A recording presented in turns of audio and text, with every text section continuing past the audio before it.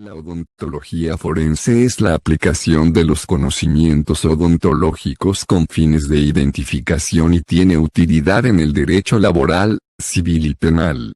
Es la rama de la odontología que trata del manejo y el examen adecuado de la evidencia dental y de la valoración y la presentación de los hallazgos dentales, que puedan tener interés por parte de la justicia. La odontología forense es muy importante y abarca temas relevantes para las investigaciones judiciales tales como dictámenes de edad, recolección de evidencia odontológica en delitos sexuales, maltrato infantil, responsabilidad profesional, entre otros.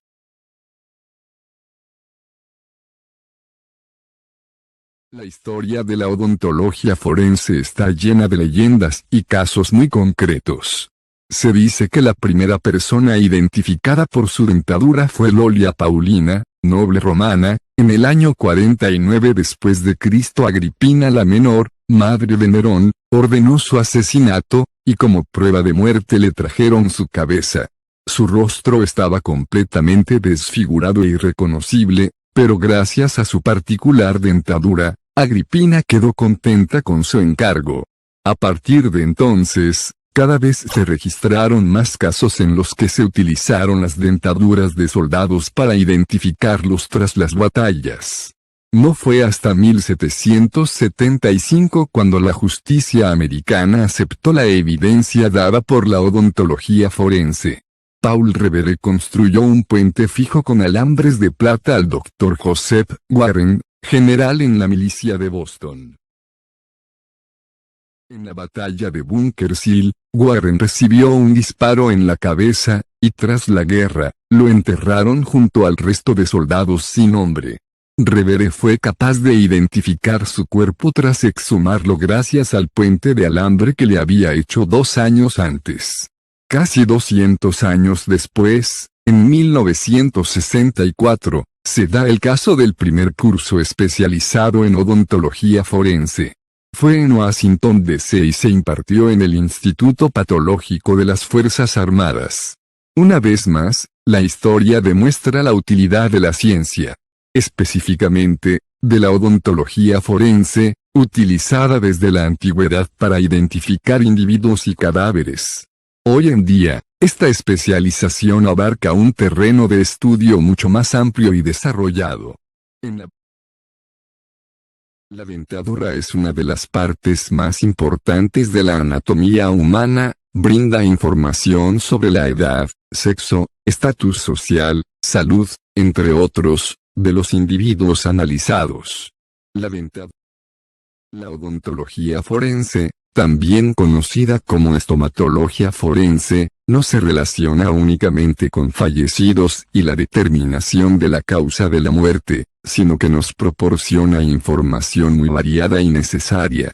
La edad, gracias al estudio de los patrones de erupción de los dientes y del desgaste. El sexo, al obtenerse, a partir de la pulpa dental, el ADN y el perfil XX o XY con la prueba de reacción en cadena de la polimerasa PCR. La población e influencia de grupos a través de los rasgos morfológicos y métricos.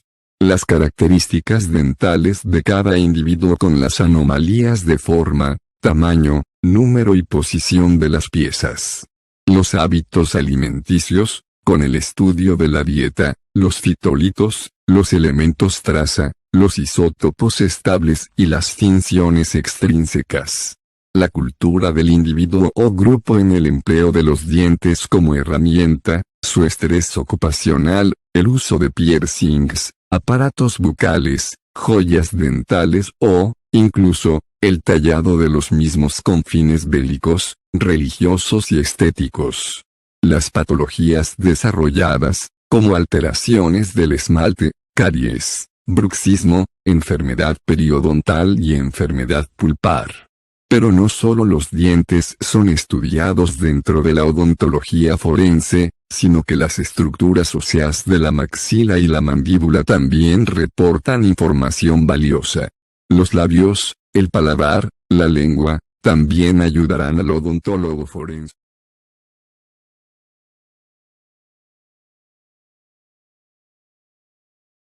Los dientes por su color, forma, tamaño y posición de la dentición construyen una imagen única de las personas, brinda aportes valiosos para la identificación de víctimas. Debido a que los dientes están construidos por materiales duros y densos, se conservan mejor que los restos óseos en general. Por eso, la dentadura representa una base importante para los análisis antropológicos y forenses. Los dientes. Morfología dental.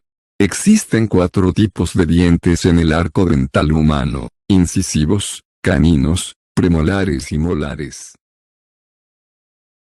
En el ser humano existen obviamente 2 tipos dentarios distintos. Primero, la dentadura decidua o primaria, que consta de 20 piezas dentales, 8 incisivos, 4 caninos, y 8 molares.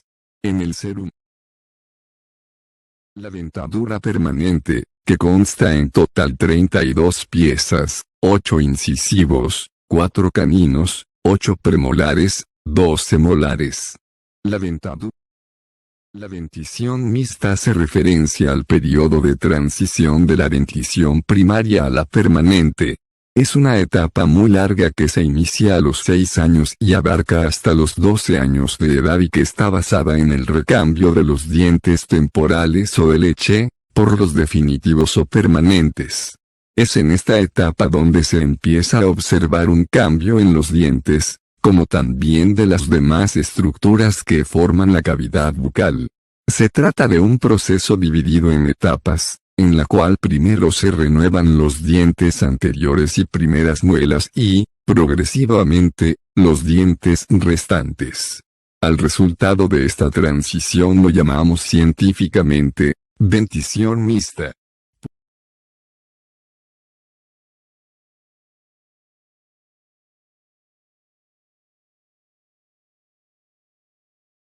En resumen, los dientes se clasifican de acuerdo a piezas dentarias superiores en el maxilar e inferiores en la mandíbula y de acuerdo a su posición en el arco dental como anteriores, incisivos y caninos, y posteriores, premolares y molares.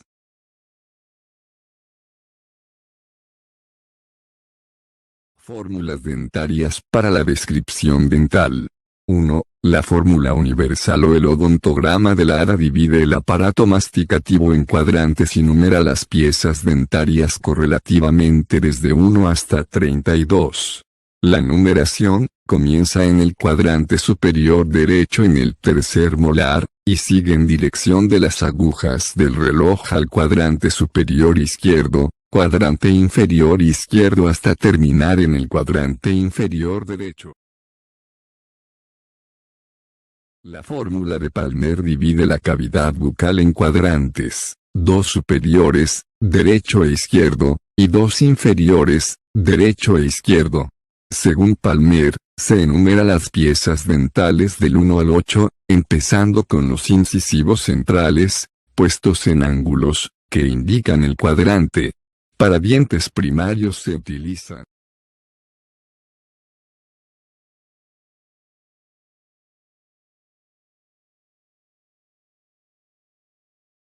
la fórmula de la Federación Dental Internacional, FDI, es utilizada y recomendada por la Organización Mundial de la Salud, WHO, y de Interpol. Se divide la cavidad bucal en cuadrantes, asignándole números a cada uno correlativamente, siguiendo la dirección de las agujas del reloj, con el inicio en el cuadrante superior derecho. Así, el maxilar derecho conforma el cuadrante 1, el maxilar izquierdo el cuadrante 2, la mandíbula izquierda el cuadrante 3 y finalmente la mandíbula derecha el cuadrante 4.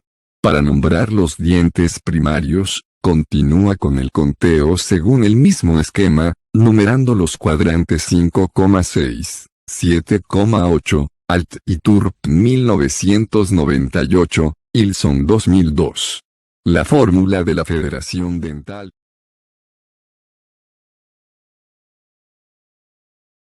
Cada diente tiene 3 regiones, las cuales son: una corona, encima de la gengiva, cubierta con esmalte, en incisivos con borde incisal, en caninos con una cúspide y en molares y premolares con varias cúspides, cuello o cervix, porción debajo de la corona y conocida como la unión cemento-esmalte. 3. Raíz, porción debajo de la corona y el cuello, ubicada en los alvéolos, cubierta y jada por cemento. Incisivos, caninos y algunos premolares poseen una raíz, molares y algunos premolares múltiples.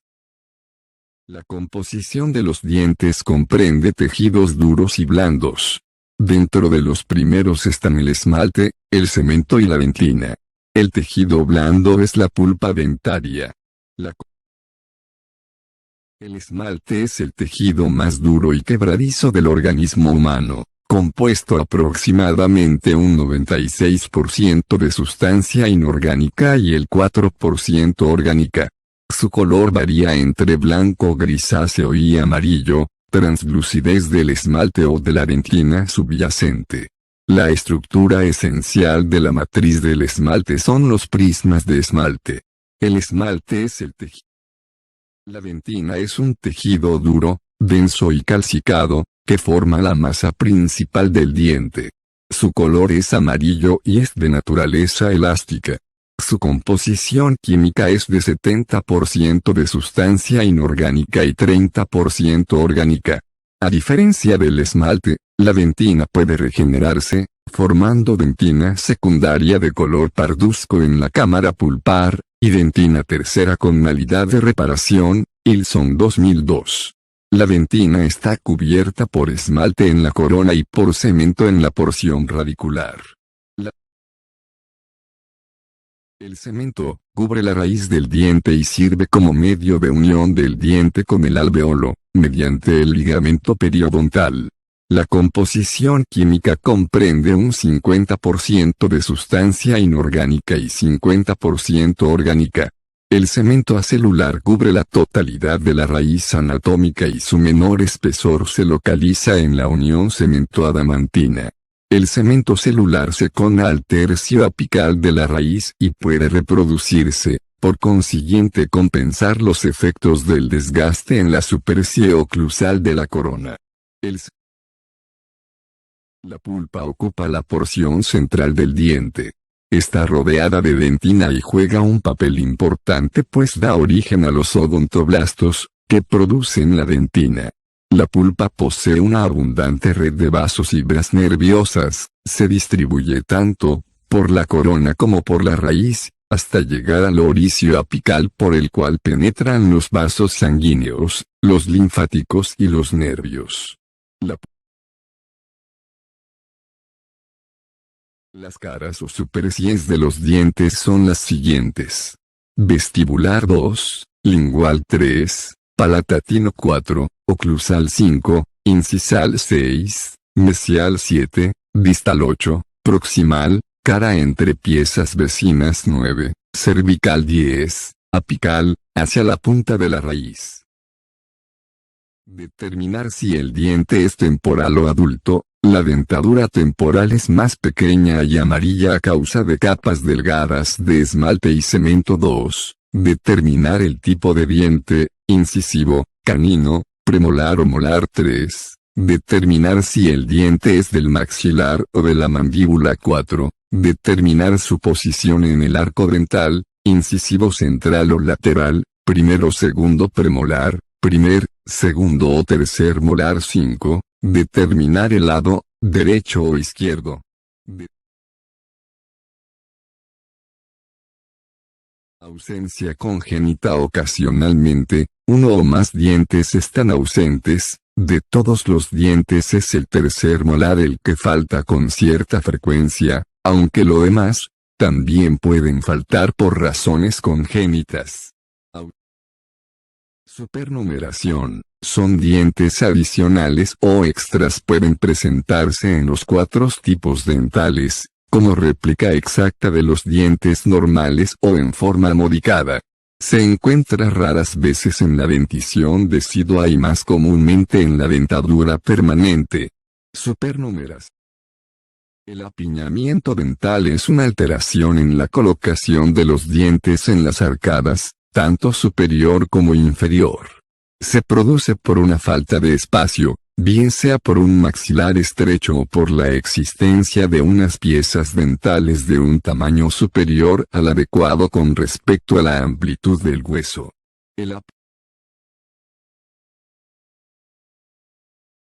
Clase I de Angle a la normoclusión, engranaje correcto. En él observamos como el primer molar inferior está adelantado en la primera cúspide al primer molar superior, es decir que el inferior adelanta al superior en la mitad de su diámetro. También podemos observar que la punta del canino superior, el colmillo, está situado en el primer premolar y el canino inferior. Los incisivos superiores e inferiores estarían en contacto y en una inclinación correcta. Clase I de Angle. Clase II de Angle, donde encontramos la parte inferior retroída respecto a la superior creándose un resalte en los incisivos. Tanto el molar inferior como el canino están retroídos respecto a la posición antes descrita en la clase I. Denominamos clase III de Angle a la oclusión donde encontramos la parte inferior adelantada respecto a la superior, creándose normalmente una mordida cruzada a nivel de incisivos, aunque también puede existir una mordida borde a borde. Tanto el molar inferior como el canino están adelantados respecto a la posición antes descrita en la clase. En normoclusión los incisivos superiores han de tapar 1/3 de los inferiores. La mordida abierta es una alteración facial que se define por la imposibilidad de cerrar los dientes frontales o posteriores.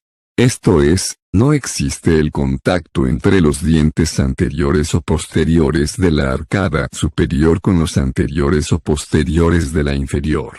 La mordida profunda se caracteriza por unos dientes superiores que cubren en exceso a los inferiores. La mordida profunda se caracteriza.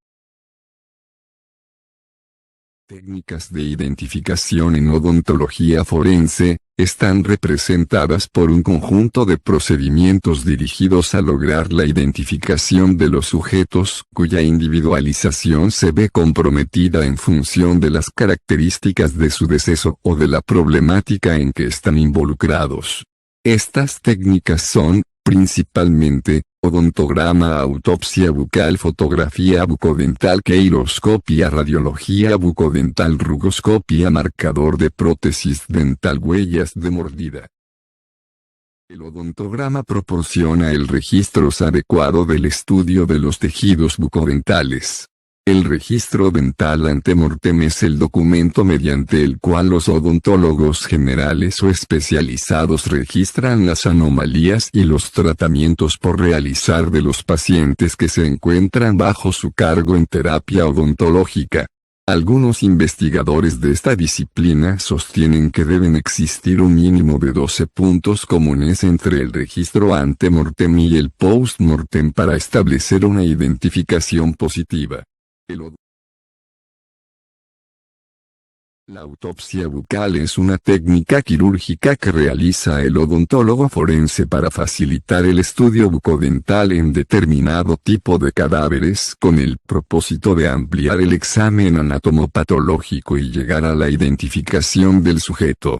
Es la tanatocirugía cuya finalidad es tener acceso a la cavidad oral. Se realiza en cadáveres con el propósito de simplificar el examen anatomopatológico y terapéutico del aparato bucodental. La autopsia. Fotografía bucodental. La técnica fotográfica se ha aplicado en la criminalística y en la medicina forense con gran éxito. Se considera indispensable para la determinación del lugar de los hechos, registro de huellas dactilares latentes y fotografías de lesiones. En la identificación odontológica es también básica para un mejor registro, ya que al aplicar sus técnicas es posible captar detalles que a simple vista resultarían inadvertidas en el momento del estudio. Es fundamental que toda ficha de identificación, de un sujeto vivo o de un cadáver, incluya la fotografía bucodental. Fotografía. Queiloscopia. La queiloscopia es el estudio, registro y clasificación de las configuraciones de los labios. Los investigadores de esta área detallan que las características labiales son diferentes en cada individuo. En un estudio de queiloscopia es necesario valorar primero el grosor de los labios, segundo, la forma de las comisuras labiales y, finalmente, los surcos o huellas de los mismos. No se debe pasar por alto el anotar cualquier anomalía de origen congénita o adquirida. Para el estudio y la clasificación de los labios se observa al sujeto de frente y de perfil, con la cabeza orientada en el plano de Frankfurt. Queiloscopia. La radiología bucodental. Es importante recordar que para efectuar un adecuado diagnóstico odontológico debemos auxiliarnos de estudios clínicos, dentro de los que se incluyen las radiografías. Estas son indispensables en determinados tipos de tratamientos endodónticos, ortodónticos y quirúrgicos para la localización exacta de un resto radicular, piezas incluidas o ciertos procesos patológicos. Lo anterior significa que la mayoría de las personas sometidas a tratamientos odontológicos cuentan con registros de esta índole. Los odontólogos deben vigilar y archivar las radiografías para utilizarlas al realizar una identificación de un sujeto. Rugoscopia. La rugoscopia es la técnica de identificación odontológica que se encarga del estudio, registro y clasificación de las arrugas que se localizan en la región anterior del paladar duro. Estas se forman aproximadamente durante el tercer mes de vida intrauterina y desaparecen con la descomposición de los tejidos por la muerte. Las arrugas palatinas son diferentes, inmutables y perennes diferentes, porque no existen dos personas con la misma disposición de rugosidades en el paladar inmutables, porque siempre permanecen iguales, a pesar de sufrir traumatismos superficiales constantes, porque desde que se forman hasta la muerte son iguales. Marcación de prótesis dental. Los músculos de la masticación y las estructuras cercanas a ellos forman un bloque que protege a los órganos dentarios y a sus diferentes tratamientos. En muchas ocasiones, al hacer la revisión odontológica forense de un sujeto carbonizado encontramos que sus prótesis tienen pocas o nulas alteraciones. En sujetos con traumatismos cráneoencefálicos, las prótesis dentales se pueden encontrar alteradas, deformadas, rotas, etc., pero, aún así, auxilian en la identificación a sí mismo. En casos de homicidio en que el sujeto ha sido introducido en determinados ácidos, se ha observado que las estructuras protésicas dentales se pueden utilizar para la identificación, no obstante que se encuentren deformadas. Por estos motivos, es deseable que toda prótesis, fija o removible, lleve una marca para facilitar el proceso de individualización. Así para las prótesis totales se introducen letras, iniciales, fabricadas con alambre ortodóntico, en las prótesis removibles y fijas se marcan, con fresas dentales, la fecha de elaboración y las iniciales del paciente. Las marcas o huellas de mordida. Quienes participan en la investigación de homicidios así como los que se ocupan de casos de maltrato a los niños y de ataques de tipo sexual o de estupro deben conocer las técnicas que determinan las huellas o las marcas de mordida. Se ha demostrado que factores como tamaño, forma, abrasión, rotaciones, diastema, protusiones, retroprotusiones y características accidentales como rotura, evidencian que no hay dos dentaduras que sean exactamente iguales. Si se obtiene la impresión de una dentadura con un material para impresiones, se podría probar que las marcas de los dientes son únicas.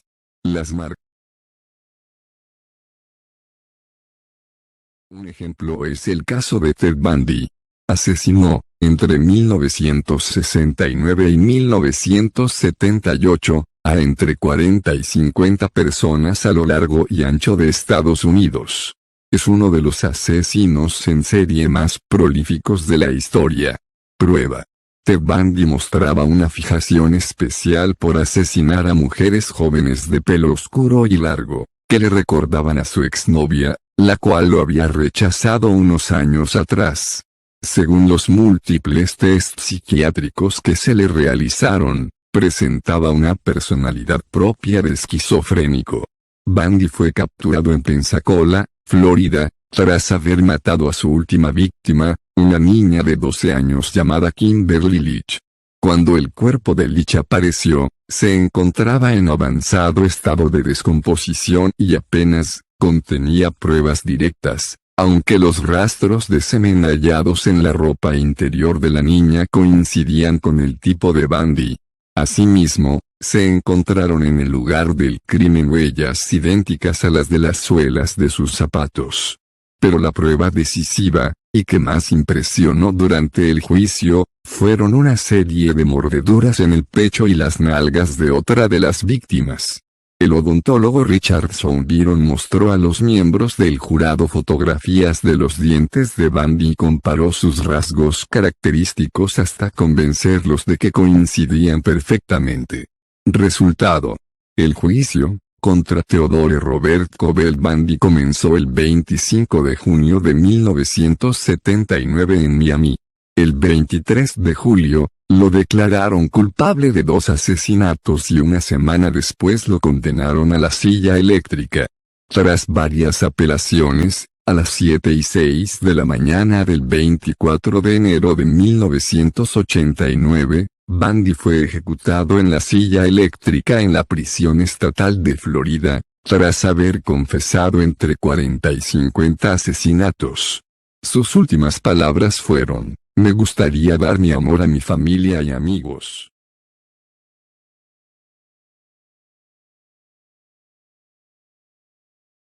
Otro ejemplo: el caso tuvo lugar en diciembre de 2014, cuando se encontró un cuerpo carbonizado de un hombre en el Instituto de Medicina Legal de Belo Horizonte. Durante esta investigación, todos los dientes fueron encontrados sanos. Sin embargo, no se encontró un historial dental de la presunta víctima para poder identificarla, por lo cual la familia presentó 6 fotografías tipo selfie que habían sido tomadas con el móvil de la víctima, y que mostraban los dientes del individuo en varios ángulos. Con esta información, los científicos forenses tomaron diversas imágenes post-mortem del cadáver, tratando de utilizar la misma orientación espacial utilizada en las fotografías del teléfono, con el fin de poder realizar una comparativa. A su vez, se utilizaron técnicas de superposición para comparar los dientes en ambos casos, y se estableció la línea de la sonrisa, o la línea que dibujaban las puntas de las piezas dentales, que a su vez se superpuso, tanto en el caso de los selfies como del cadáver. En ambos casos se encontró una coincidencia significativa. Una tercera prueba demostró una correspondencia de 81.25 sobre 100. Este caso, utilizado como ejemplo por los autores, demostró que la creciente tendencia a realizarse fotografías tipo selfie, en las cuales la imagen de la cara del individuo sale centrada, puede ser un foco de recursos para resolver múltiples casos de identificación en seres humanos. Resultaría, por tanto, una interesante aportación de la evolución tecnológica a la odontología forense en particular, y a las ciencias forenses en general. Otro ejemplo. En conclusión, opino que en los últimos años la odontología forense alcanza a nivel mundial fundamental importancia, consiguiendo, mediante determinados procedimientos, estimar hora y fecha de muerte de una persona, facilitando la resolución de múltiples y complicados casos de muerte. Los procedimientos empleados también permiten el levantamiento de huellas aplicando técnicas para queiloscopía, mordidas, registro de arrugas palatinas, brindando de esta forma un gran aporte en la investigación criminal en su primera fase indagatoria, dentro de la cual el procesamiento de la escena busca colectar indicios y evidencias vinculantes al hecho, que posteriormente a través de una cadena de custodia se trasladarán al laboratorio donde los indicios y evidencias serán estudiados, pasando a ser medios de prueba pericial para poder identificar el hecho y la autoría de un acto presuntamente criminal. Se presenta así una recopilación de literatura concerniente al tema que busca informar al odontólogo de práctica general sobre terminología, procedimientos y demás relacionados a las ciencias forenses, con el propósito de informar y actualizar sus conocimientos al respecto.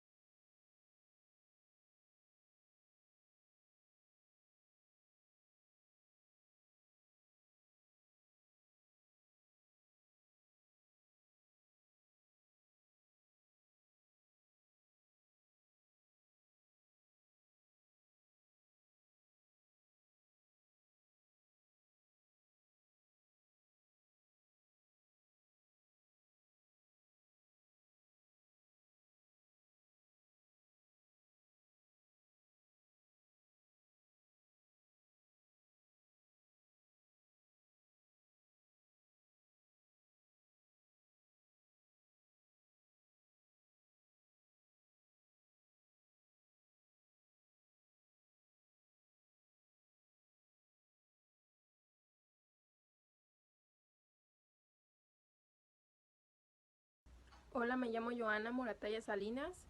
Yo estudio criminalística. Este documental es para la clase de antropología forense. Mi tema Introducción. es artes forenses. Las llamadas técnicas de reconstrucción facial tienen su origen histórico en el siglo XIX, con los trabajos de Schaffhausen, 1875 a 1883, quien publica sobre la máscara mortuoria de Shakespeare y la cabeza de Rafael. Otros autores en fechas posteriores trataron también de confirmar si determinados restos óseos correspondían o no a célebres personajes como Kant, Haydn y Bach. Pero en la época científica de la reconstrucción facial comienza con los interesantes trabajos del anatomista ruso Mikhail Gerasimov, cuyo origen del texto La reconstrucción de la cara desde el cráneo. Este autor, desde la paleoantropología, plantea que por primera vez la aplicación de la metodología científica en la reconstrucción de rostros. Las bases anatómicas de la técnica de reconstrucción facial fundamentada en la reconstrucción de grupos musculares craneofaciales. Habría que esperar hasta 1962 para que estas técnicas de reconstrucción facial empezaran a tener aplicación en el ámbito forense, con el método desarrollado por Krogman, basados en puntos craniométricos.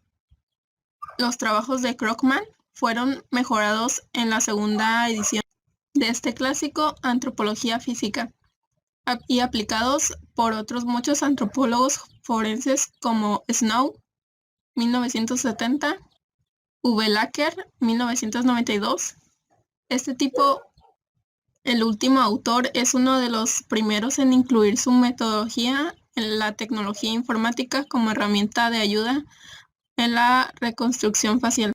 Posiblemente al amparo de desarrollo informático que aconteció en la época de los 90, muchos autores en Europa, en Estados Unidos y en otras zonas del mundo comienzan a publicar multitud de trabajos relacionados con reconstrucción facial basados en las nuevas técnicas de imagen, tanto desde la óptica, medicina legal y forense como desde la antropología física. Fruto de todo ello, se funda en el 1992 la craniofacial de identificación. En Europa, el interés por la reconstrucción facial crece enormemente, destacando autores como Quaterham, Wilkinson, con el método Manchester y De Graaf. Creemos que en el campo de la reconstrucción facial, aproximación facial, sobre todo destacan las aportaciones que han hecho y sigue haciendo Carl Stefan, cuya página web es una cita ineludible para todos los estudiosos de esta apasionante área de la identificación humana.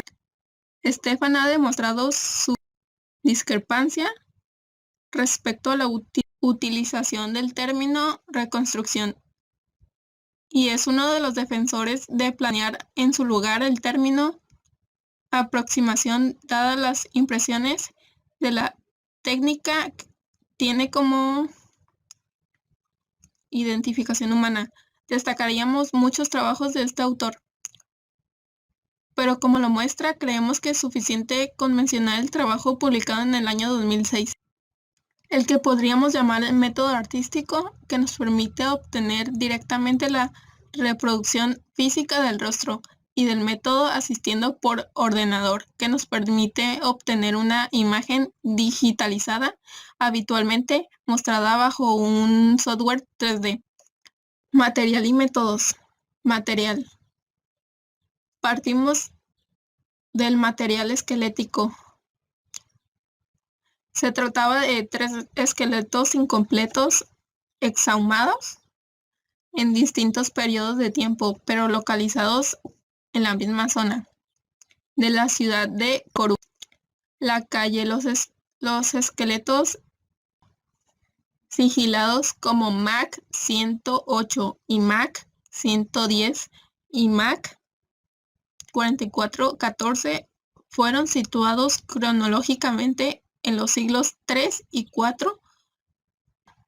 Los esqueletos fueron seleccionados entre otros esqueletos custodiados en el museo que conservaban mejor los huesos faciales.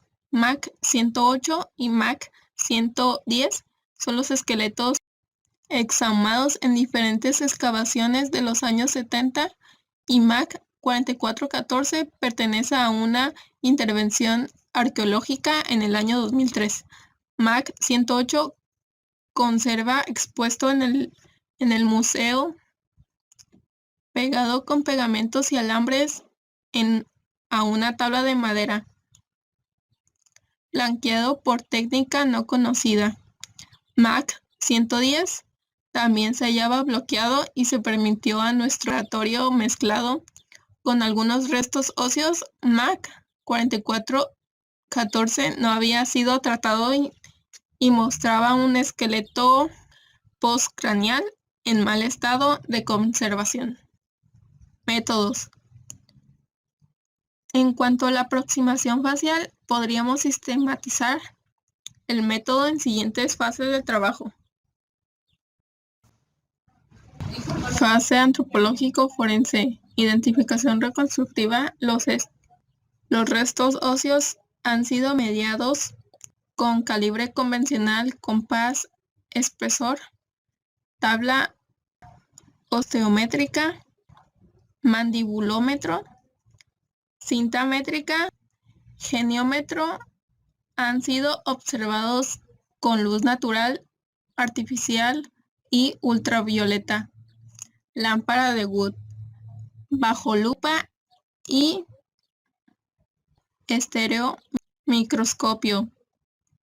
Han sido fotografiados con cámara digital Nikon.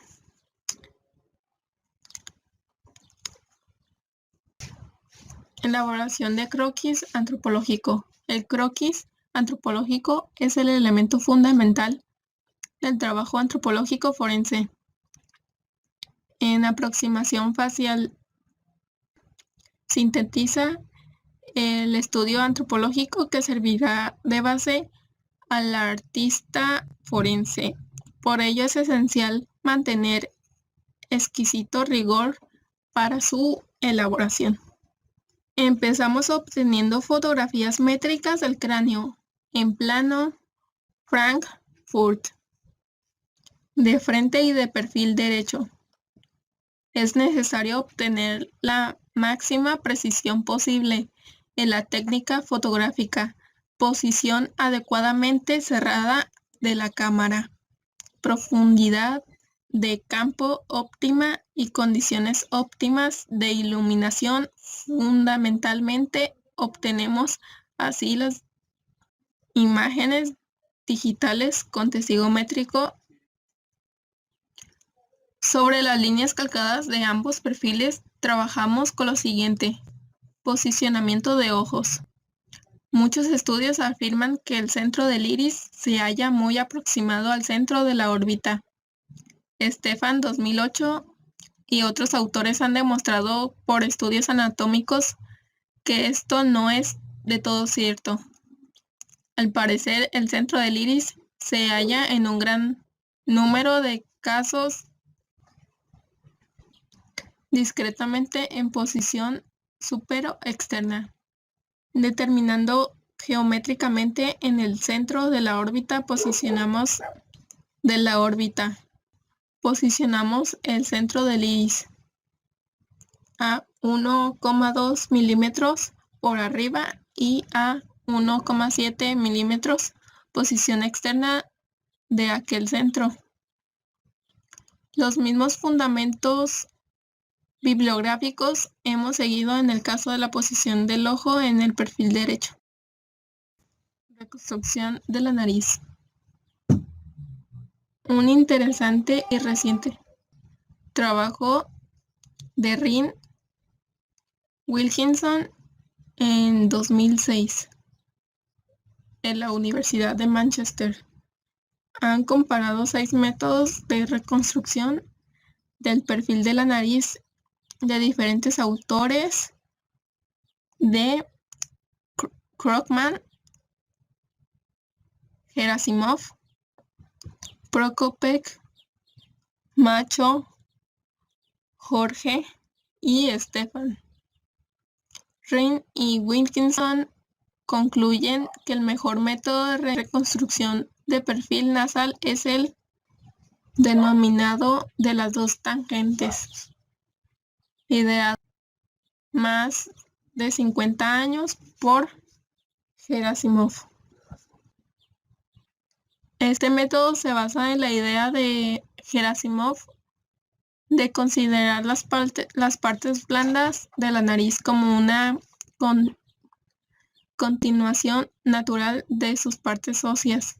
Según Gerasimov, para obtener la punta de la nariz es necesario trazar 2 líneas, una que seguiría la última inclinación de los huesos propios y la otra que formaría la proyección de la espina nasal. Posicionamiento de la boca. Sobre el particular se han publicado varios trabajos.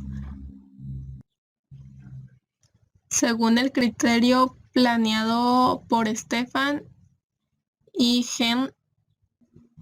Henneberg en 2003, para estos autores, la creencia de que los extremos de la boca coinciden con la pendicular del centro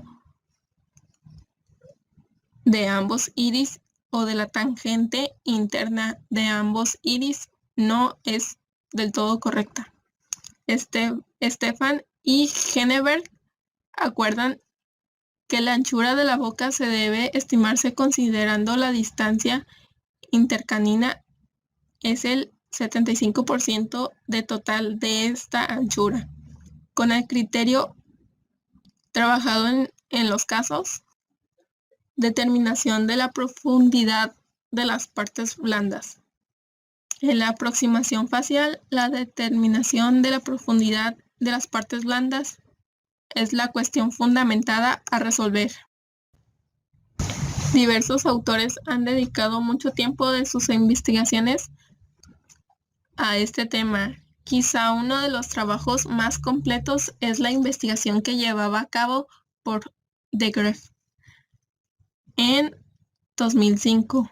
Este trabajo, a diferencia de otros muchos, ha elaborado una base de datos muy completa a partir de la medición mediante ecografía de 52 puntos craniofaciales, 967 personas vivas de origen ancestral caucásico, clasificados por grupos de edad, sexo e índice de masa corporal, determinado por lo tanto el sexo, el origen ancestral y la edad del esqueleto. Nosotros podemos buscar en la base de datos los valores que le corresponden, estimando el IMC por los datos paleopatológicos que hayamos podido observar.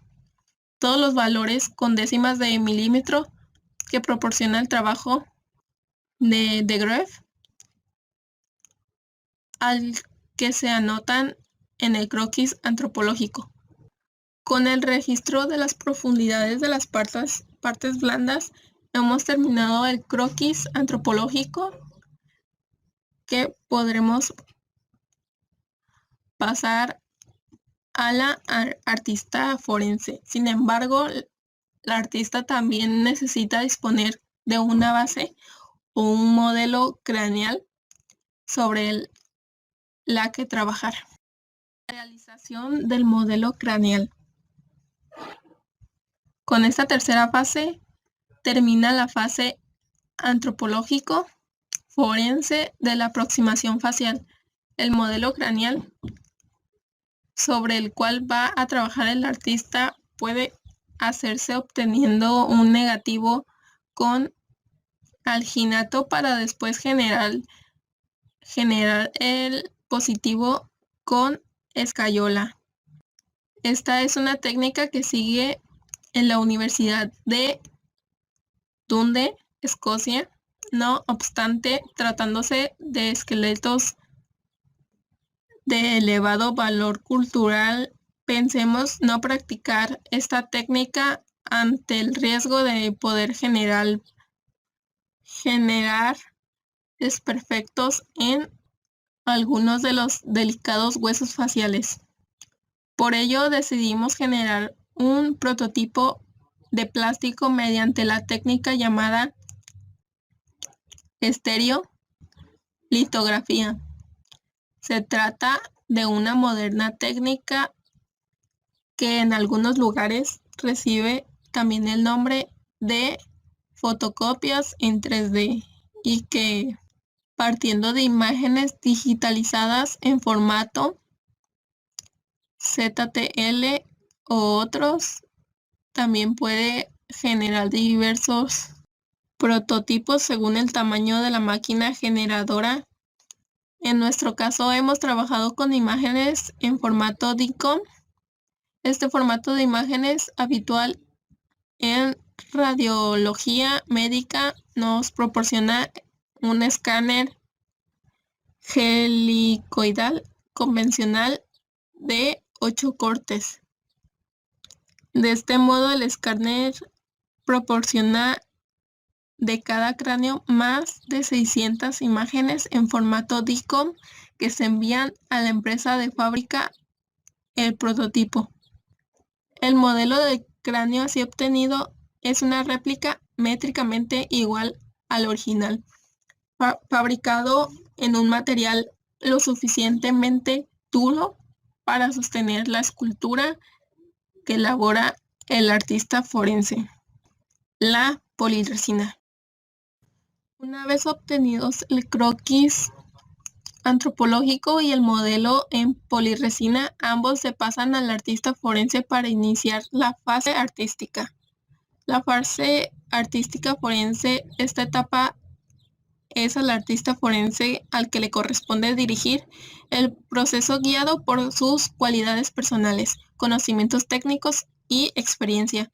El antropólogo forense no deja de participar en esta fase, pues es indispensable el continuo contraste de opiniones de cada una de las siguientes fases a fin de lograr un trabajo que sea realmente una verdadera fusión de ciencia y arte, con el mayor grado de precisión posible que permita aportar la técnica. Elaboración de propuestas 2D. Con la fase del croquis antropológico, la artista forense comenzó a realizar las diversas propuestas en 2D, es decir, croquis a lápiz, de frente y de perfil, dibujos más detallados hasta llegar a realizar una propuesta final de dibujo a color. Los aspectos estéticos fueron aportados por un arqueólogo experto en el mundo romano y ayudaron a diseñar el pelo y el ajuar de nuestros casos. Todas las propuestas se dibujaron tomando en base el croquis antropológico, proporcionando y sosteniendo a contradicción aquellos aspectos morfológicos sobre los que se generarán dudas. La propuesta final 2D aceptada sirvió al artista forense como guía de trabajo durante la parte escultórica del proceso. Realización de la escultura. Disponiendo de una guía 2D del prototipo polirresina del cráneo y de todos los datos proporcionados por el croquis antropológico, el artista forense trabaja directamente sobre la réplica del cráneo. En primer lugar, se proporciona el prototipo según el plano Frankfurt y lo fija para trabajar en él siempre en la misma posición. Después se corta los 52 tacos plásticos correspondientes a las profundidades de las partes blandas señaladas en el croquis, que más adelante servirán de guía para las partes blandas. La escultura pasa por diversas fases hasta la propuesta final de acabado. Decisión final. Se toma tras valoración de diferentes propuestas de terminación. Una vez conocido el método de la aproximación facial, pasamos a continuación a explicar el método empleado en la aplicación de esta técnica a la identificación humana en un caso concreto de nuestro laboratorio. Fase antropológico forense. Esta fase, como en el caso anterior, se inicia por el estudio previo de todos aquellos datos que contribuyen a reconstruir la identidad de la persona que buscamos. Determinamos el sexo, edad, talla, origen ancestral. Estudiamos todos aquellos datos que los restos humanos nos puedan proporcionar, empleando todas las técnicas apropiadas en el caso. Radiología, toxicología, etc. Se obtienen de todos los datos policiales todos aquellos datos de interés al caso relativos a las circunstancias de la muerte. Se realiza comparación radiológica con dos casos dubitados. En segundo lugar, realizaremos un croquis antropológico adaptando el caso de que, como se ve en la fotografía del fondo, contaba con algunas partes blandas carbonizadas de forma incompleta. Este croquis trató de señalar todos aquellos aspectos que pudieran ser de interés identificativo. En este caso, el escaso número de dientes en la zona visible de la boca que pudiera constituir un importante elemento de valoración para el reconocimiento de esta persona. Fase artística. Para terminar el croquis antropológico se pasa a estudio al artista forense, quien realiza diversas propuestas en 2D atendiendo todos los datos recabados. Resultados relativos a la aproximación facial. Un estudio antropológico forense de 3 esqueletos de época romana hallados en la ciudad de A Coruña ha permitido conocer los datos que se incorporan en la tabla. Son de destacar la presencia en MAC 110 de lesiones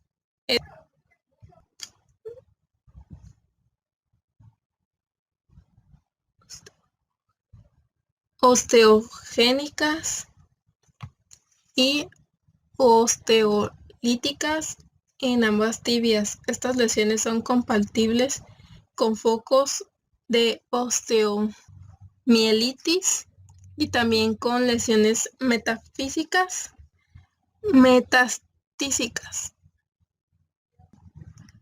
Carcinomatosas, destacados también MAC 108, la presencia de criba orbitalia, lesión asociada a patologías anematizantes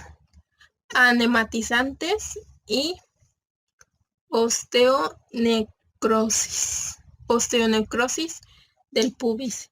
En MAC 4414 hemos hallado el importante foco de la osteoitis maxilar con sinusitis maxilar crónica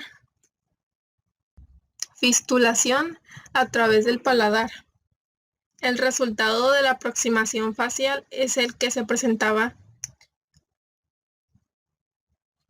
en el caso de MAC 108 por encargo del Ayuntamiento de Coruña. El basto se dejó sin terminar para poder observar el proceso de aproximación facial. Relativos a la identificación humana.